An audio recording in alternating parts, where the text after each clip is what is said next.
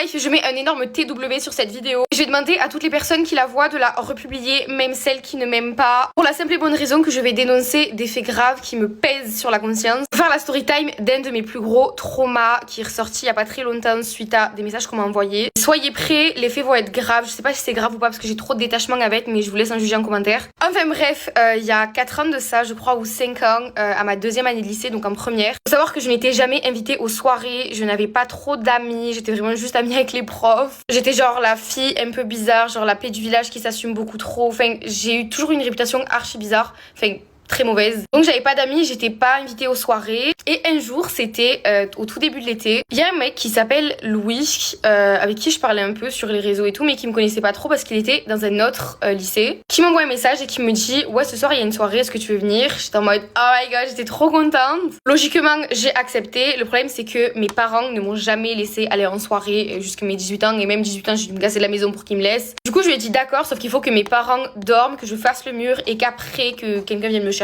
Il m'a dit vas-y d'accord, il est venu me chercher à 2h, mais j'ai quand même dû faire du stop d'une ville à une autre, genre peut-être 40 km, je pense pas, enfin je sais pas les kilomètres, mais j'ai déjà fait du stop. Ensuite ils m'ont ramené à la soirée et c'est là que tout se passe. Faut savoir que je suis arrivée à la soirée, il était 2h30, tout le monde était déjà bien pompette, il restait plus rien à boire ni rien du tout. Il restait juste un peu de scotch que j'ai terminé. Donc moi j'étais genre normal. Et il faut savoir que pendant toute la soirée, j'essayais de me faire des amis, mais genre vraiment j'avais trop du mal. Et au sein de la soirée, il y avait à peu près 4 filles et 5-6 garçons. Et ce que j'ai fait, c'est que j'ai essayé de m'intégrer au sein des filles, mais elles ont été odieuses avec moi. Mais quand je vous dis horrible, c'est horrible. Elles se sont mis à 4 sur moi, vraiment juste 4 filles, à m'insulter, à me parler super mal, à me rabaisser.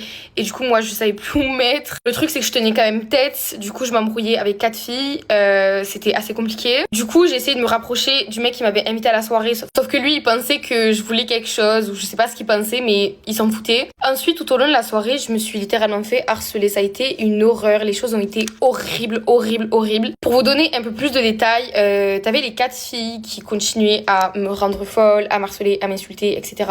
Et t'avais les garçons qui s'y mettaient aussi, sauf que c'était beaucoup plus trash que les filles. Faut savoir que les garçons m'ont pris pour cible parce que les filles se sont complètement désolidarisées de moi. Ça a commencé par un truc en particulier. Ce qu'ils ont fait, c'est que tous les garçons ont pris un verre, ok. Ils ont tous fait pipi dans le verre en question et ils m'ont fait la surprise de me donner le verre à boire. Et moi, comme une grosse débilos, je vois je sais pas combien de flashs pointés sur moi, genre des gros flashs de téléphone pointés sur moi en me tendant un verre. J'étais en mode ah merci, c'est trop gentil.